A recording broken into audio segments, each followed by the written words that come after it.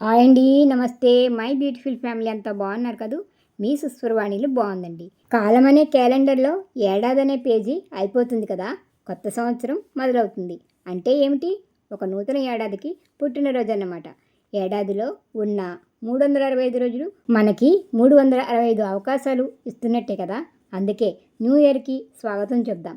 కాలానికి ఏళ్ళు గడుస్తున్నాయంటే కాలంతో పాటు పయనించే మనకు వయసు పెరుగుతుందనేగా అర్థం. సహజంగా మనందరం ఏమి కోరుకుంటాం? గతం కంటే భవిష్యత్తు బాగుండాలనే కదా. బాగుండాలంటే కాలం మనకిచ్చే అవకాశాలను చేజిక్కించుకుని దానికి తగ్గట్టుగా కష్టపడితేనేగా ఫలితం వచ్చేది. మన జిందగీలో జరిగిపోయిన సాడ్ మూమెంట్స్ గుర్తు చేసుకుని బాధపడడం వృధానే అనిపిస్తుంది. కొందరుంటారు, నాకు అన్నీ తెలుసు, నేను ఇలాగే ఉంటాను, నేను మారను అంటుంటారు. కానీ కాలంతో పాటు మనము మారాలి కదా. అలా అయితేనే జీవితంపై కొత్త ఆశలు పుడుతుంటాయి. ఎప్పుడు ఒకేలా ఉంటే విసుగొస్తుంది. మాలాంటి వాళ్ళకి ఎలాగా తప్పదనుకోండి. అవకాశం ఉన్నవాళ్ళు కాస్త మార్పులు చేర్పులు చేసుకుంటుంటే మనసుకి ఆనందంగా ఉంటుంది. చిన్నతనం నుండి ప్రతి ఏడాది చదువు మెట్లు ఎక్కుతాం. యంగేజ్లో బ్రతుకు తెరువు కోసం అవి ఇవి నేర్చుకుంటాం. దేనికైనా ముందు ఒత్తిడి ఆందోళన తగ్గించుకోవాలి. అప్పుడే కొత్త విషయాలు నేర్చుకోగలుగుతాం. ఇవి జరగాలంటే ముందు మనం తీసుకునే ఆహారంలో జీవనశైలిలో మార్పులు చేర్పులు చేసుకోవడం అవసరం. చాలామంది కొత్త ఏడాది నుండి అది చేయాలి ఇది చేయాలి అనుకుంటారు. కానీ ఉదయాన్నే నిద్ర లేవరు. ముందు ఈ బద్ధకానికి గుడ్ బై చెప్పి కాస్త కష్టం అనుకోకుండా పొద్దున్నే హుషారుగా నిద్రలేచి వాకింగ్, ఎక్సర్సైజులు, యోగా, మెడిటేషన్ ఇలా ఎవరికి ఏది ఇష్టమో కనీసం అరగంట చేసినా రోజంతా ఉత్సాహంగా ఉంటారు. మనం తినే ఆహారం మనకి ఆరోగ్యాన్ని శక్తినిచ్చేదిగా ఉండేలా చూసుకోవాలి. కొందరు ఇంటా బయట రకరకాల పనులు పెట్టేసుకుని హడావిడి పడుపుతూ ఏ ఒక్కటి సరిగ్గా చేయలేక మధ్యలోనే ఆపేస్తుంటారు. అలా కాకుండా మన అనుకూలతకి తగినన్ని లక్ష్యాలు పెట్టుకుంటే బాగుంటుంది. ఈ కొత్త సంవత్సరం నుండి చేయాలనుకున్నవి చిన్న చిన్నగా మొదలుపెట్టి సక్సెస్ దిశగా వెళుతుంటే ఆనందంగా ఉంటుంది. అమ్మో నాకు అది రాదు ఇది రాదు అనుకోకుండా ప్రయత్నించి చూస్తే వస్తే విజయం లేదా అనుభవం, అంతే కదండి. ఏ పనిలోనైనా మొదలు పెట్టేటప్పుడు చేయగలనా అనే నెగిటివ్ థింకింగ్ వదిలేస్తే ధైర్యంగా ఆ పనులు చేయగలిగే సామర్థ్యం వస్తుంది. అలా అని మనపై మనకి ఓవర్ కాన్ఫిడెన్స్ ఉండడం కూడా మనకి నష్టమే చేస్తుంది కదా. ప్రతిరోజు కాసేపైనా మన గురించి మనం ఆత్మ పరిశీలన చేసుకుంటే మనం ఏం చేస్తున్నాము, మనలో లోపాలేమిటి అనేది మనం తెలుసుకోగలుగుతాం.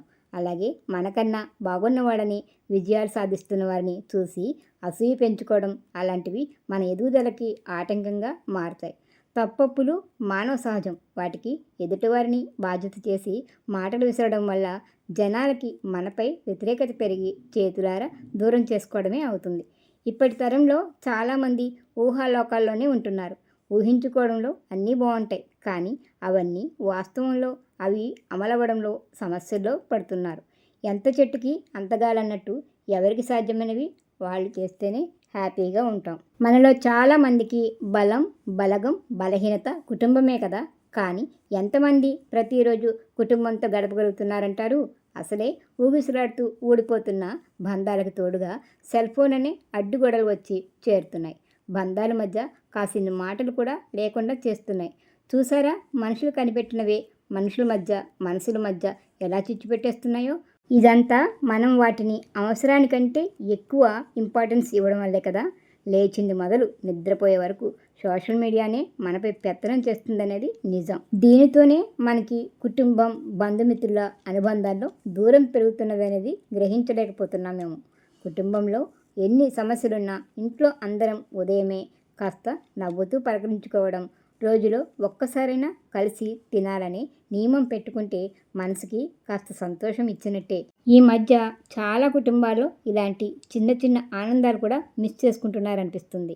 ఎలాంటి పలకరింపులు లేకుండా గడిపేస్తుంటే ఎవరికి ఎవరు మిగలం. బంధాలకి విలువనిచ్చి కాసిన్ని పలకరింపులు పంచుకుంటూ ఒత్తిడిని దూరం చేసుకుందాం.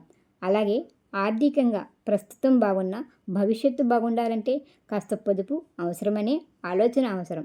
ఎందుకంటే మార్కెట్లో ఏ వస్తువు ధర అయినా పెరుగుటే కానీ తగ్గడం అనేది బహుశా ఇక ఉండకపోవచ్చు. ఇంట్లో చేసే ఏ కార్యక్రమం అయినా జనాలు మెప్పు కోసం కాకుండా మన తృప్తి కోసం చేసుకునేలా ఉంటే అప్పుల పాలు కాకుండా ఉండగలుగుతాం. ముఖ్యంగా ఈ మధ్య ఎక్కువగా మిడిల్ క్లాస్ వాళ్ళే వీటి బారిన పడుతున్నారనిపిస్తుంది. అందుకనే వచ్చే రాబడిలో నేటి పొదుపు రేపటి కోసం మదుపు అనుకుంటే హ్యాపీగా ఉండగలుగుతాం. ఆర్థికపరమైన విషయాలు కుటుంబ సభ్యులు మాట్లాడుకుంటూ ఉండాలి. ఇక ప్రతి ఒక్కరి జీవితంలో స్నేహితులు అనేవారు ప్రత్యేకమైన వారు. మన బాధల్ని పంచుకోవడం, మనం చేయాలనుకుంటున్న పనులకి సలహాలిచ్చి ముందుకు నడిపిస్తూ ప్రోత్సహించడం చేస్తుంటారు. మనకి ఇటువంటి స్నేహితులు కనీసం 2-3 ఉండేలా చేసుకోవాలి. మన ఆశల్ని, ఆశయాల్ని, లక్ష్యాలను వారితో పంచుకోగలిగితేనే మనకి కొత్త దారిలో వెళ్ళగలుగుతాం. మనకి ధైర్యాన్ని, ఉత్సాహాన్ని ఇచ్చేది స్నేహితులే. కాకపోతే మనం ఎటువంటి వారితో స్నేహం చేస్తున్నామన్నదే ముఖ్యం. ఎందుకంటే ఈ రోజుల్లో స్నేహాలు మాటున కుట్రలు, మోసాలు చేస్తూ నాటకాలు ఆడేవారు ఎక్కువైపోతున్నారు కదా.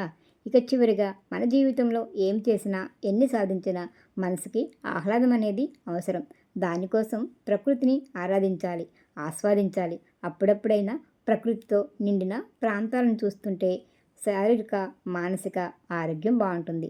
ఎన్ని చెప్పుకున్నా ఎప్పటికీ తిరిగి వెనక్కి తీసుకురాలేనిది కాలమే కదా. అందుకే ఎన్ని సమస్యలు చుట్టుముట్టినా వాటిని ఛేదించుకుంటూ కొత్త సంవత్సరంలోకి రేపటి కోసం అడుగులు వేద్దాం.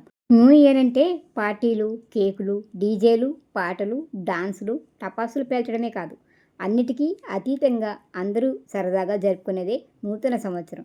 ఈ పండుగతో మారుతుంది కాలమే తప్ప మన స్థితిగతులు కాదు.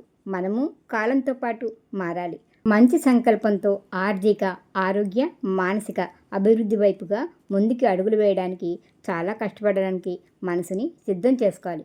భవిష్యత్తు బాగుండాలంటే ఇవన్నీ చేయాల్సిందేగా. మరి మీరేమంటారు? నాకు తెలిసిన కొన్ని మాటలు చెప్పాలనిపించి వీడియో చేశాను. ఈ 2025లో మీరేదైనా కొత్తగా ఏమైనా టార్గెట్ పెట్టుకున్నారా? కామెంట్ పెట్టండి. వీడియో నచ్చితే లైక్ ఇవ్వండి. మన ఛానల్ని సబ్స్క్రైబ్ చేసి పక్కనే ఉన్న బెల్ సింబల్ని క్లిక్ చేయండి. వీడియోని మీ ఫ్రెండ్స్ అండ్ ఫ్యామిలీ మెంబర్స్కి షేర్ చేసి సుస్వరవాణిలు అనే చిన్న మాటని స్ప్రెడ్ చేసి నన్ను ప్రోత్సహిస్తారు కదా. మీరందరూ ఆరోగ్యంగా, ఆనందంగా ఉండాలని మనస్ఫూర్తిగా కోరుకుంటున్నానండి. ఈ 2025లో కూడా మీ ఆదరాభిమానాలు ఇలాగే ఉండాలని కోరుకుంటూ అందరికీ నూతన సంవత్సర శుభాకాంక్షలండి. మరొక వీడియోతో మళ్ళీ కలుసుకుందాం. సెలవు మరి. నమస్తే.